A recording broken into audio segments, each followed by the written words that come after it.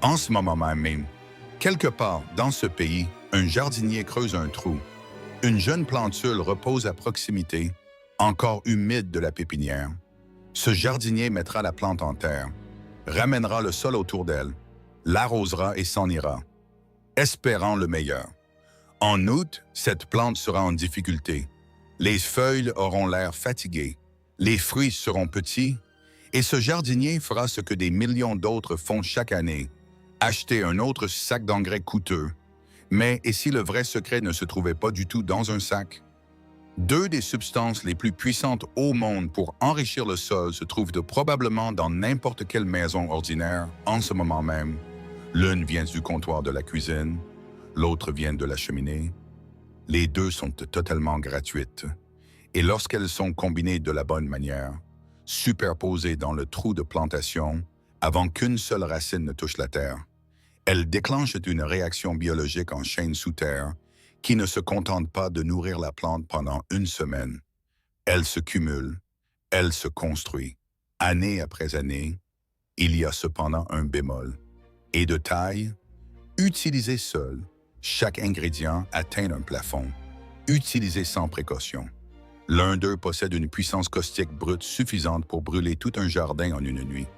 Mais utilisés ensemble, avec un peu de savoir et de patience, quelque chose de remarquable se produit sous la surface. Voici tout ce qu'on n'a jamais dit à la plupart des jardiniers sur ces deux ingrédients cachés. Ce qu'ils sont, comment libérer leur pouvoir en toute sécurité, et l'erreur unique qui gâche tout. 1. L'illusion de la solution miracle. Avant de révéler ce qui va dans le trou, il y a un piège qu'il faut d'abord aborder. Un piège qui attrape presque tous les jardiniers à un moment donné. C'est l'illusion de la solution miracle. Quand un jardin commence à paraître fatigué, l'instinct est prévisible. Une visite à la jardinerie, un sac brillant d'engrais synthétiques pris sur l'étagère. On le verse, et en quelques jours, les résultats semblent époustouflants. Des feuilles vert foncé, une croissance explosive, le genre de jardin qui mérite la couverture d'un magazine. Mais quelque chose de troublant se passe en dessous. Ces engrais synthétiques sont essentiellement des sels minéraux isolés. Ils se dissolvent vite. Les racines les absorbent instantanément. La plante offre un spectacle spectaculaire. Mais voici la partie que l'industrie des engrais mentionne rarement. Ces sels ne nourrissent que la plante. Ils ne font absolument rien pour le sol. Et le sol n'est pas seulement de la terre. Considérez-le comme une ville souterraine. Des milliards de bactéries, des réseaux de champignons, des armées de vers de terre, tous travaillant ensemble, décomposant la matière organique, recyclant les nutriments, gardant la terre vivante. Lorsque les sels synthétiques inondent cette ville, la main-d'œuvre meurt de faim, il ne reste plus rien pour eux à manger. Avec le temps, le sol se compacte. Il perd sa capacité à retenir l'eau. Il se transforme en une coquille poudreuse sans vie. Et alors le jardinier est piégé. Plus de produits chimiques chaque saison. Juste pour garder les choses en vie, un cycle de dépendance qui coûte plus d'argent chaque année et redonne de moins en moins. Cela vous semble familier? Pas seulement au jardin, mais dans la vie aussi. Les solutions miracles construisent rarement quelque chose qui dure. Alors, qu'est-ce qui construit quelque chose de durable? Qu'est-ce qui nourrit réellement la ville souterraine au lieu de l'empoisonner? La réponse commence par quelque chose que la plupart des gens jettent chaque matin. Quelque chose jeté chaque matin. 2. L'or noir du matin. Chaque jour, une quantité étonnante de marques de café usagées finit dans les décharges à travers le pays. Des millions de kilos. Année après année, jetés dans des sacs poubelles sans réfléchir. Mais entre les mains d'un jardinier averti, ce marque devient quelque chose de totalement différent. De l'or noir. Voici le chiffre qui compte. Après l'infusion, le marc de café contient encore environ 2% d'azote à libération lente. Comparé à un engrais synthétique affichant 30% d'azote, cela semble presque insignifiant. Mais la différence ne réside pas dans la quantité. Elle réside dans la diffusion. L'azote enfermé dans le marc de café est lié à des molécules organiques complexes. Les racines d'une plante ne peuvent pas y accéder directement. Et c'est exactement là que la main-d'œuvre souterraine de la nature prend le relais. Dès que le marc de café entre dans le sol, Les bactéries et champignons bénéfiques se ruent vers cette nouvelle source de nourriture, comme des ouvriers arrivant sur un chantier. En consommant le marc, ils décomposent ces molécules organiques et libèrent de l'azote, lentement, régulièrement, pas en un pic violent qui s'évacue à la prochaine pluie, mais en un flux soutenu qui dure des mois. Et là où les bactéries se rassemblent, les vers de terre suivent. Les vers de terre sont attirés par le marc de café comme les petits-enfants par une boîte à biscuits. La texture granuleuse les aide à digérer. Ils creusent des tunnels, ils mangent, et ils laissent derrière eux quelque chose d'extraordinaire. Le lombricompost, l'engrais le plus concentré de la nature, rempli de nutriments assimilables par les plantes dans des proportions parfaitement équilibrées. Jusqu'ici, cela ressemble à un miracle, et pendant la première ou la deuxième année, on a vraiment l'impression que c'en est un. Mais ensuite, quelque chose de déroutant se produit. Vers la deuxième ou troisième année, les jardiniers qui ont fidèlement ajouté du marc de café remarquent que la croissance stagne soudainement, les récoltes plafonnent, la magie semble s'estomper. Pourquoi? Parce que le marc de café apporte une énergie biologique incroyable, azote, microbes, activité des vers, mais il manque presque totalement de minéraux structurels, calcium, potassium, magnésium. La main-d'œuvre souterraine massive tourne à plein régime, mais elle n'a plus de matière première pour construire. Le moteur vrombit, mais le réservoir pour un type de nutriments totalement différent est assez. Pour briser ce plafond, quelque chose d'ancien est nécessaire, quelque chose de dense en minéraux, quelque chose qui a attendu tranquillement dans la cheminée tout l'hiver. 3. Les cendres de la chaleur hivernale. Pour un œil non averti, un seau de cendres de cheminée n'est rien. Une poudre grise, le fantôme d'un feu qui a déjà donné sa chaleur. La plupart des gens les emballent et les jettent sans réfléchir. Mais considérez ceci. Imaginez un arbre feuillu mature, un chêne puissant, un hickory, un érable. Pendant 50 ans, peut-être 100, cet arbre s'est tenu fièrement, enfonçant ses racines profondément dans la terre. Au cours d'un siècle, il a patiemment extrait des minéraux des couches de roches et de sous-sol qu'aucun légume à racines peu profondes ne pourrait jamais atteindre. Calcium, potassium, magnésium, des dizaines d'oligo-éléments, tout cela tissé dans le bois, cerne après cerne, année après année. Quand ce bois brûle dans une cheminée, le carbone s'en va en fumée. Mais les minéraux, non, ils ne peuvent pas brûler.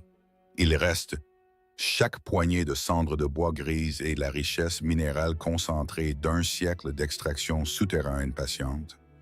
100 ans de nutrition compressée en poussière, et la science le confirme. La cendre de bois contient typiquement 20 à 25% de carbonate de calcium, le minéral structurel qui renforce les parois cellulaires des plantes et prévient la redoutée pourriture apicale des tomates. Elle contient également environ 5% de potassium, historiquement appelé potasse, le moteur d'une production de fruits abondante, de floraison éclatante et d'un développement racinaire profond, gratuit. Juste là, près de l'âtre, un siècle de minéraux dans un seau, cela semble presque trop beau pour être vrai, et d'une certaine manière, ça l'est, car sans une connaissance critique, cette substance puissante causera un désastre. Il y a une puissance brute et dangereuse dans cette cendre. 4. Le danger de la puissance brute. Voici l'avertissement que la plupart des conseils de jardinage omettent totalement. Si un jardinier prend un seau de cendre de bois sèche et le déverse autour de jeunes plantules printanières tendres, ces plantules mourront très probablement. La cendre de bois sèche est farouchement alcaline. Dès qu'elle entre en contact avec l'humidité du sol, elle déclenche une réaction chimique brutale. Le pH du sol grimpe violemment, bien au-delà de ce que la plupart des plantes peuvent tolérer. Cette alcalinité soudaine et extrême brûle les racines nourricières délicates et microscopiques dont les plantes dépendent pour survivre.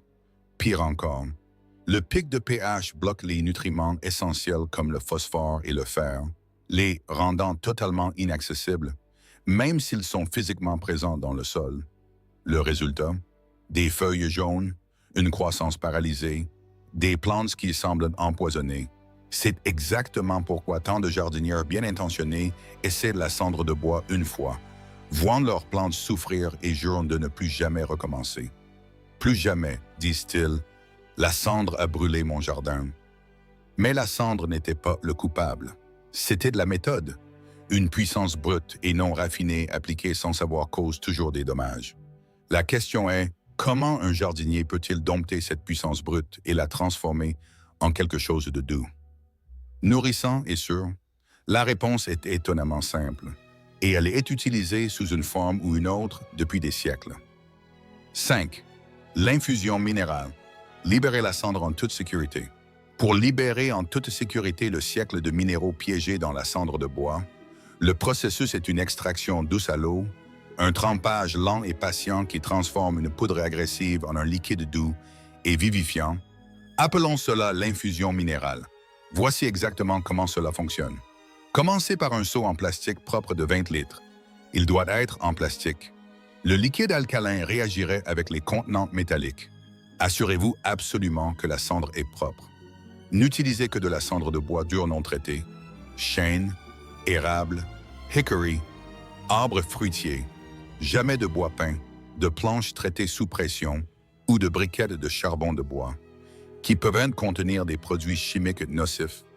Mélangez une part de cendre de bois dur sèche et tamisée avec 5 parts d'eau, 4 tasses de cendre, 4 gallons d'eau, environ 15 litres.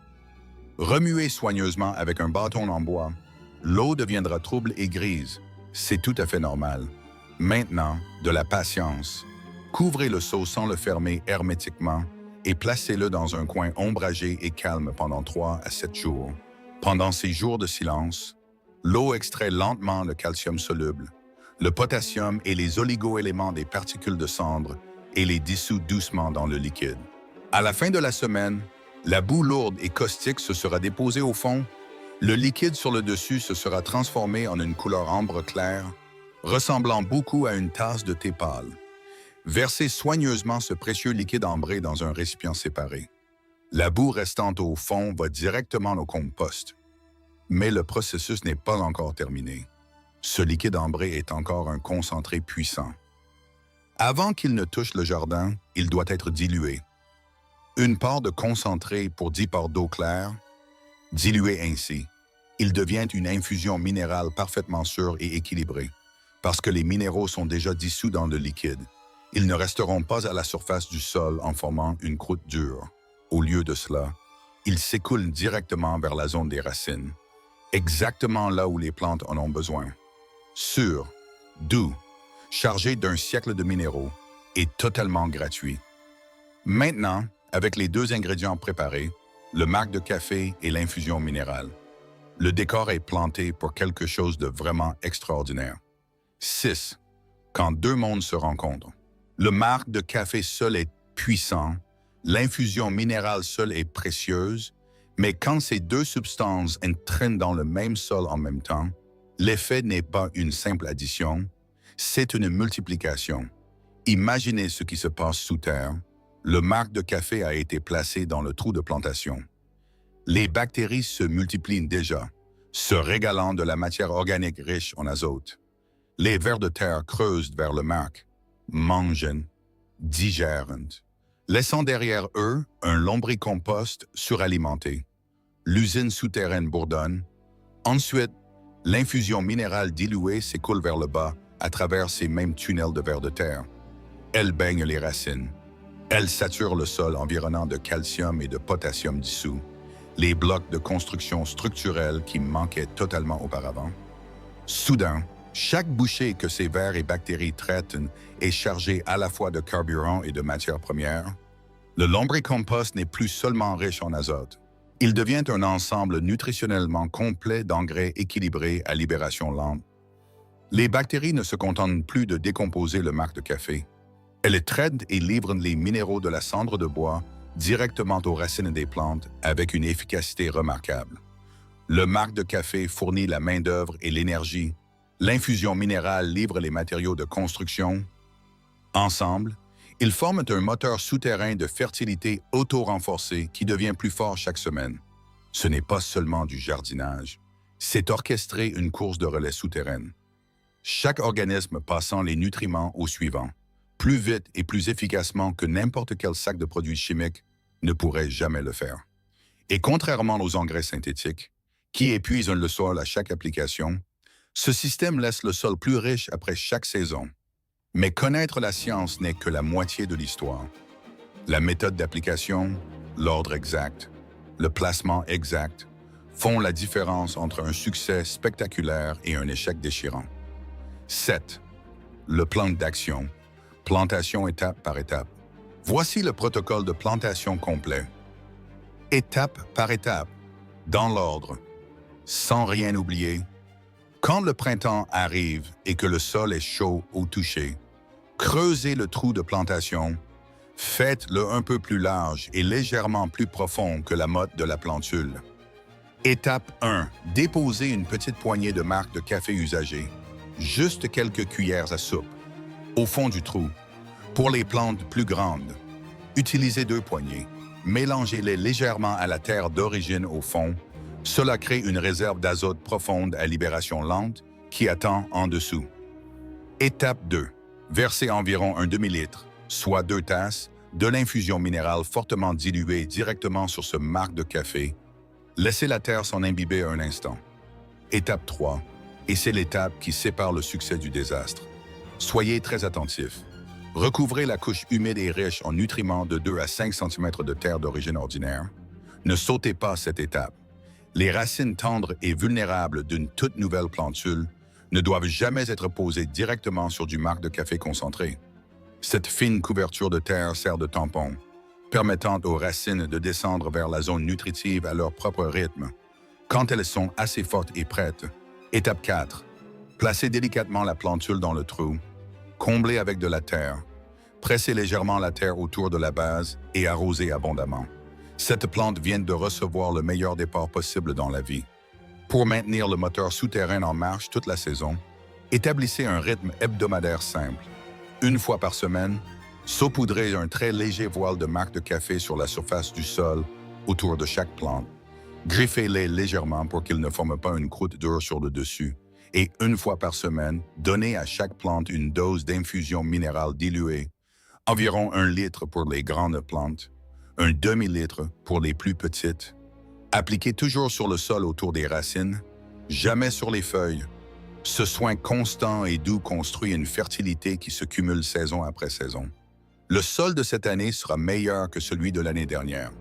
Et l'année prochaine, encore meilleur. Mais avant que quiconque ne se précipite au jardin, il y a 3 erreurs qui peuvent anéantir tout ce processus.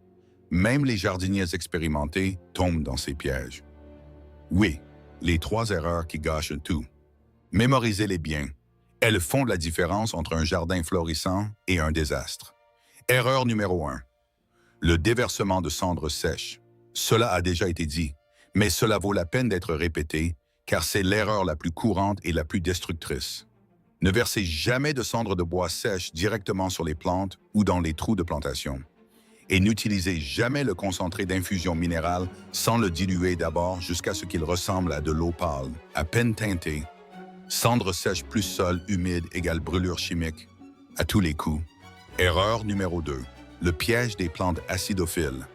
L'infusion minérale, même bien diluée, pousse le sol vers le côté alcalin. La plupart des légumes et des fleurs s'épanouissent dans cette zone. Mais il existe un groupe spécifique de plantes qui exigent un sol acide pour survivre. Myrcelle, azalée, rhododendron, camélia et pommes de terre. Si ces plantes reçoivent l'infusion minérale, leurs feuilles deviendront d'un jaune spectral et maladif, une condition appelée chlorose ferrique, et qu'elles mourront lentement de faim même dans un sol riche. Gardez l'extrait de cendre loin des plantes acidophiles. Pour celles-ci, tenez-vous-en au marc de café uniquement, qui soutient doucement les conditions acides qu'elles préfèrent. Erreur numéro 3. Les traiter comme interchangeables. Quand on manque de marc de café, la tentation est de verser plus d'infusion minérale pour compenser, ou quand il n'y a pas de cendre, d'ajouter plus de marc de café à la place. Cela va à l'encontre du but recherché. Ce serait comme embaucher une énorme équipe de construction et oubliez d'acheter du bois, ou acheter une montagne de bois et n'embauchez aucun ouvrier pour construire. Ces deux ingrédients font des travaux complètement différents. Le moteur souterrain ne fonctionne que lorsque les deux sont présents. Accomplissant leur travail séparés en harmonie, évitez ces trois pièges. Et le système fonctionne magnifiquement, saison après saison, presque sans coût et avec très peu d'efforts. L'ancienne façon de jardiner, courir après les solutions miracles, acheter des sacs de produits chimiques coûteux année après année, lutter contre la nature au lieu de travailler avec elle, est épuisante. Elle laisse le jardinier fatigué et le sol épuisé, mais prendre quelque chose d'aussi humble que des restes de marcs de café et des cendres de cheminée froide et les utiliser avec un peu de savoir et de patience change tout. Le sol devient plus noir, plus spongieux, plus vivant. Les plantes deviennent plus fortes sans intervention constante. Les récoltes deviennent plus grandes, pas plus petites. Au fil des ans, ce n'est pas seulement du jardinage, c'est construire quelque chose qui dure, un sol qui sera plus sain l'année prochaine qu'il ne l'est aujourd'hui, et encore plus sain l'année d'après. Un héritage silencieux écrit dans la terre noire pour quiconque s'occupera de ce jardin ensuite.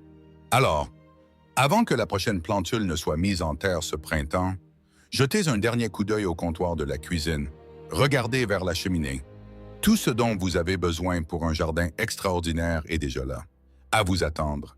Si cela a fait germer une nouvelle idée aujourd'hui, laissez un commentaire ci-dessous. Lequel de ces deux ingrédients utiliserez-vous en premier ce printemps? Et si quelqu'un vous vient à l'esprit qui aimerait entendre cela, partagez-le avec lui. C'est ainsi que le bon savoir voyage. Jusqu'à la prochaine fois, construisez un bon sol, soignez les fondations, et tout le reste suivra. Bon jardinage. Si cette histoire change votre regard sur les simples déchets de votre maison, abonnez-vous et aimez la chaîne. Nous déterrons l'histoire et les secrets qu'ils ont essayé d'enterrer. Plantez l'avenir, le prochain trésor sera bientôt révélé.